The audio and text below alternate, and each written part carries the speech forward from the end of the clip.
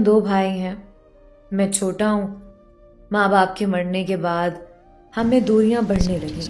छोटी छोटी बात पे झगड़ा होने लगा, कभी बच्चों की वजह से तो कभी जमीन की वजह से। मेरी अपनी दुकान थी, अच्छा खासा कमाता था। बीवी ने मुझे कहा हम अलग रहेंगे, तुम्हारा भाई और उसके बीवी बच्चे हम पे बोझ हैं।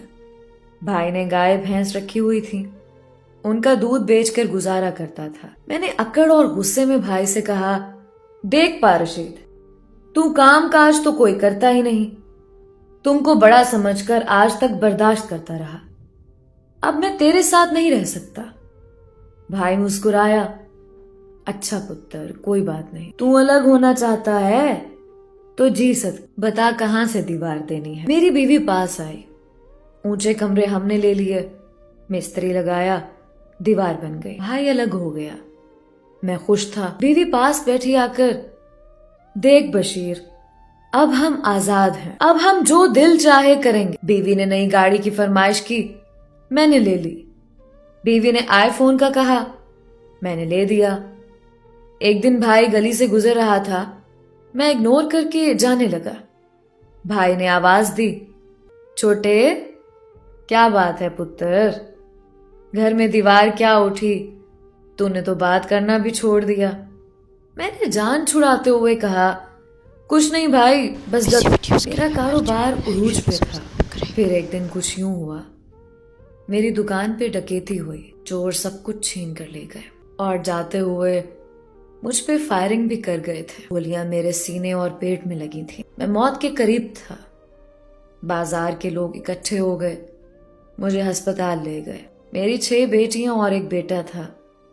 मैं मरने से पहले अपने बच्चों का सोचने लगा, उनका क्या होगा, मेरे बच्चों को कौन संभालेगा, मेरी 6 बेटियां, उनका सहारा कौन बनेगा। मेरी बंद होती आंखें, अंधेरा छाने लगा।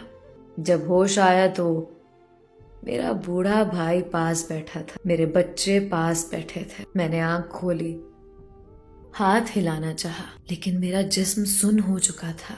डॉक्टर कह रहे थे बहुत सी नसें कट गई हैं, वक्त लगेगा ठीक होते। मैं ना चल सकता था ना उठ सकता था, सिर्फ देख और सुन सकता था। मैं जिंदा लाश था। मैं भाई की तरफ देख रहा था। भाई ने जेब से पैसे निकाले, डॉक्टर को दिए, ये लो पूरे 4 लाख हैं। डॉक्टर ने कहा, अब आप इनको घर ले जाएं, मेडिसिन देते रहें। मेरे बच्चे भूखे बैठे हुए थे। भाई ने मेरी बीवी को आवाज दी, ती रानी, कुछ पका बच्चों के लिए, बच्चों को भूख लगी है। बीवी खामोश थी। भाई ने अपनी बीवी को कहा, कल ये दीवार तोड़ देंगे, सब एक साथ रहे। मेरे 7 बच्चे, भाई के 5 बच्चे। मेरी बीमारी की वजह से सबकी जिम्मेदारी भाई के कंधों पे आ गई थी। मेरी बीवी रो रही थी, बच्चों का क्या होगा। मैं दिलासा देना चाहता था, लेकिन जिसमें हरकत नहीं थी।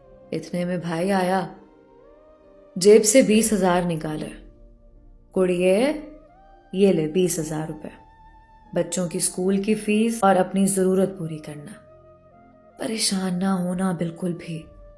मैं तेरा बड़ा भाई नहीं, तेरे बाप जैसा हूँ, बस बशीर को वक्त पे दवा देती रहना। भाई ने मेरे इलाज के लिए अपनी गाय भैंस बेच दी। रोज शाम को मेरे पास आता, मेरे जिस्म की मालिश करता, बच्चों को गोद में बिठाकर प्यार करता।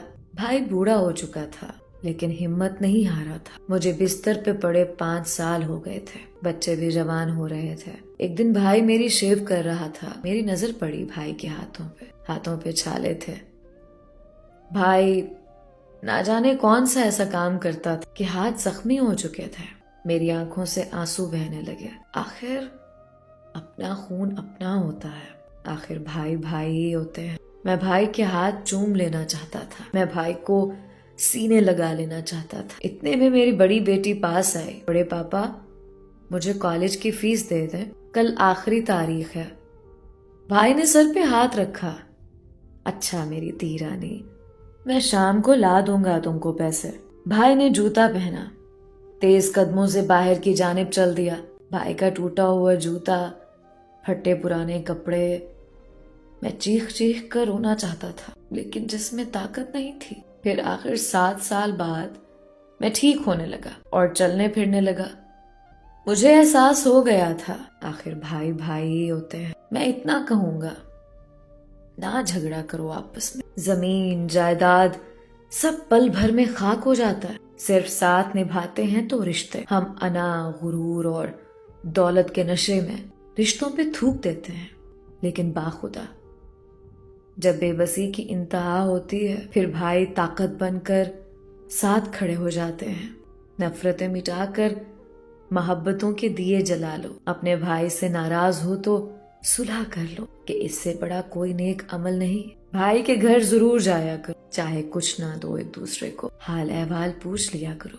ये वो रिश्ते हैं जो धूप की आग में साया बन जाया करते हैं।